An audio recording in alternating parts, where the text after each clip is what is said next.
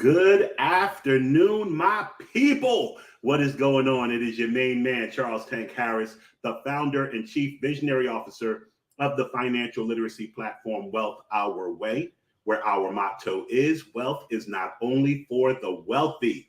I want to welcome each and every one of you to episode 177, Cash Flow or Appreciation Part 2. But before we get into today's content, I got to practice the attitude of gratitude and say thank you to each and every one of you who are here with me as I stream live across the Wealth Our Way Facebook page and the Wealth Our Way Network YouTube page. We just crossed 150 subscribers on the Wealth Our Way Network YouTube page. I want to say thank you to everyone who has subscribed and encourage everyone who has not done so as of yet to subscribe. Then I want to give the Wild Nation salute to the many members of Wealth Our Way Nation who watch this program in its pre-recorded state, overnight, over the weekend, on their lunch break, wherever they can squeeze 15 minutes of financial literacy in. And then a heartfelt how are you to the good folks on the Life 101 platform who listen to the audio recording of this very here program. Just in case you guys don't know, I've mentioned it in the past, the Life 101 platform is hosted by my good friend and Wealth Our Way client, Brandon Copeland. And Brandon has just got a reality show on Netflix for home purchasing. I want to put the information out later on. It's on our Wealth Our Way Instagram, but I don't know the title of the show off the top of my head. I will get the title of the show, or if Renee pops on, she'll shoot you the title of the show for Brandon's new reality show. We got wow clients and wow friends of the family just doing huge, big things. And we wanted to shout out Brandon Copeland for that achievement. Well, with that being said, we are doing part 2 of the cash flow or appreciation series. I guess we can call it a series since there's more than one. But I realized in saying the name that I shouldn't really say cash flow or appreciation, because as we pointed out on Tuesday, it is not always about making a choice between the two. As we always talk about here at Wealth Our Way, we want to get a balanced approach to handling our finances, and having both cash flow and appreciation at the end of the day is how we maintain that balance. So I want to dive a little deeper into some of the ways we build cash flow into our portfolio and other ways that we are able to build accumulation or appreciation into our portfolio, and what the opportunity cost is to focus on one more than the other. Because even though you can get, as I pointed out in the Tuesday episode 176, you can buy a common stock. I think I used the company Ford Motor. You can buy a share of common stock that pays a dividend. And now you are in both of these arenas. The dividend serves as cash flow. The actual stock rising, it contributes to the appreciation or the accumulation. Here's another thing, as I was saying, you see, I paused a little bit.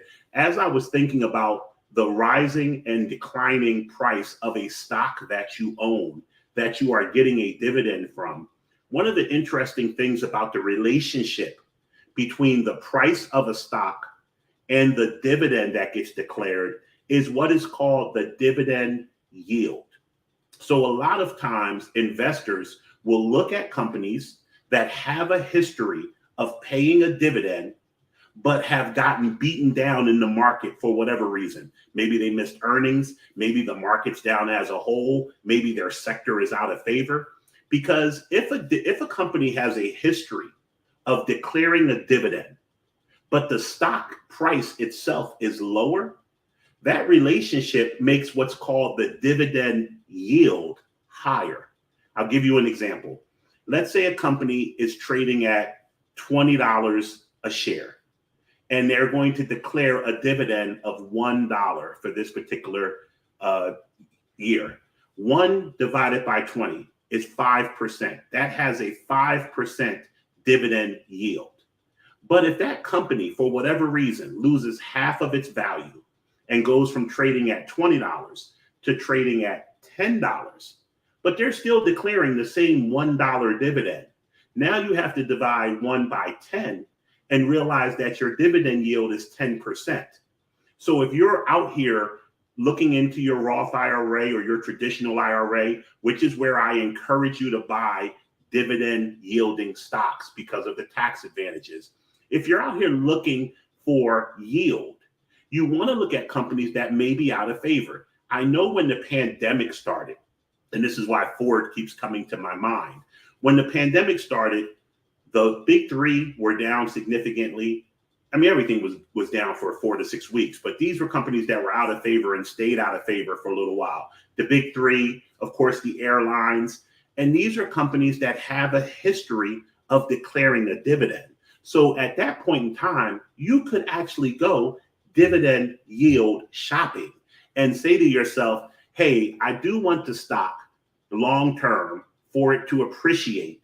But right now, I'm more concerned about getting 9%, 11%, 13% on my money. So you want to look at the yield of a particular stock.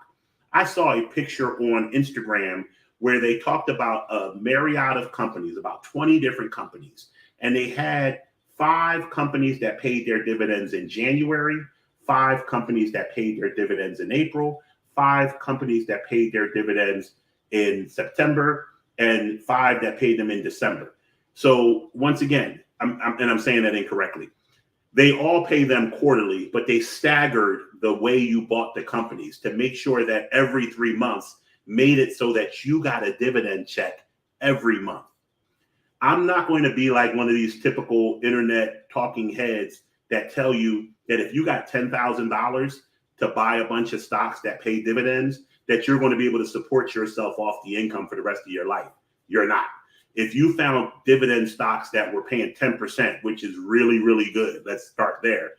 10% of $10,000 is $1,000 a year. If you can live off $1,000 a year, you probably didn't have the $10,000 in the first place. So this goes back to the start early and invest often advice that you get here on Wealth Our Way.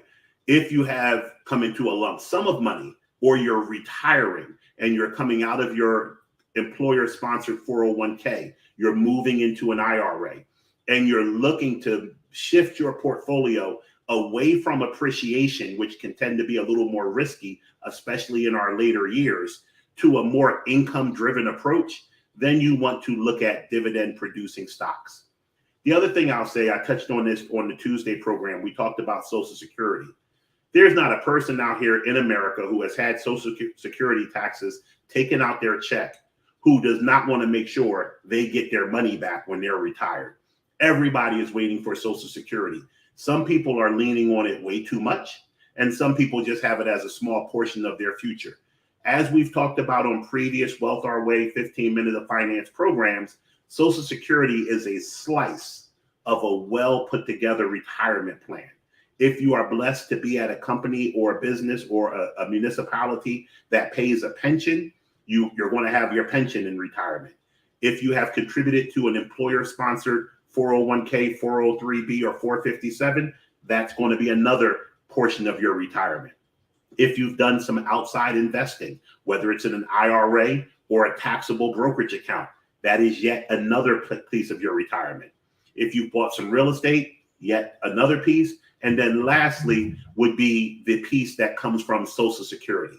Unfortunately, I believe the statistics are, and I tell you, when I start quoting numbers, you guys need to go to Google to check them. I believe over 65% of Americans that are over the age of 70 rely primarily on Social Security for their retirement. That is a sad statistic. That is one of the reasons why I do what I do. I want to encourage you guys. I don't care if you are a beast, you've listened to everything I said, and you got 17 accounts and they're all fully funded, or if you are putting $5 a week away into one Roth IRA because you heard something I said here. My job does not get done if you don't start planning for your future today based on the information you're learning here. You do not want to be a 70-year-old. And the only stream of income that you have coming in the door, Social Security. That is, I am not of the mindset. I get into debates all the time with people about whether Social Security is going away. I don't believe Social Security will ever go away. I think we'll have a war on our hands in this country if you tell people who have paid into a program that the program is not paying them back. What you'll see is what I've seen in my adult life. I've seen the age for which you start to get your full retirement benefits go up. I've seen the amount that they tax go up. I've seen the amount of the benefit go down. These are things that they are doing to make the program sustainable. So whether your check is 1/20th of what your grandmother got, that's going to be up for debate, but I don't think it's going away.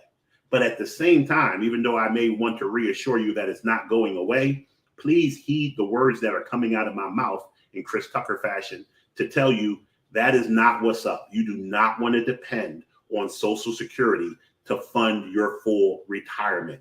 There has to be a level of individual contribution on your part.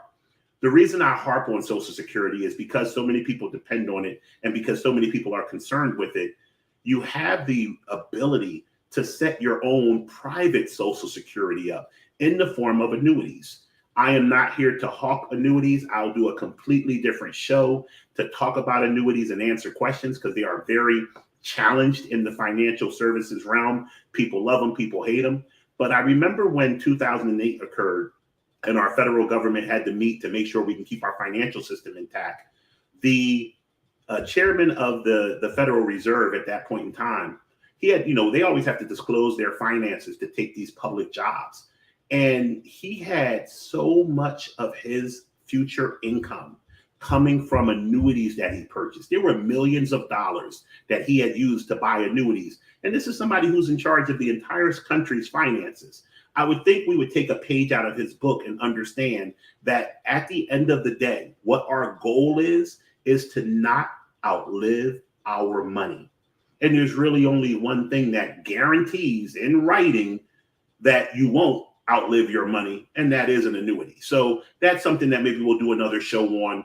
There's different types of annuities. Some are good. Some are better than others, I should say, not good or bad. Some are better than others. And most importantly, you have to find the one that suits your situation. But if I'm a young person out of college getting my first job or a young business owner, I'm finding a way to put $100 to $500 a month in some type of future cash flowing annuity. And I'll just pay that money for 40, 30, 25, 50 years so that I know one day I'm getting a check that I cannot outlive for $1,800 a month or whatever the ratio would be.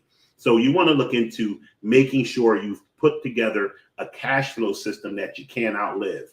Because if we lean on appreciation and we grow this huge nest egg, we have to deal with the taxes of taking the money out of the nest egg, and we have to deal with retirement sequence of return risk, meaning that in retirement, if we have 2008 happen to us and we lose 47% of our portfolio at the same time we need to withdraw from it, how is that affecting us? So with that being said, I want you guys to get ready for the weekend. My son has another JV football game tonight. I actually just rushed back in here from taking his spoiled butt lunch. And we're excited about this. It's game number 3. Then we have the weekend. We will be back for 15 minutes of finance on Tuesday. And then next Wednesday, we have a financial power hour talking about life insurance because, as you may or may not know, it is Life Insurance Awareness Month. So we'll get into that next Wednesday. With that being said, I want you guys to have an amazing weekend. And remember, wealth is not only for the wealthy. Take care.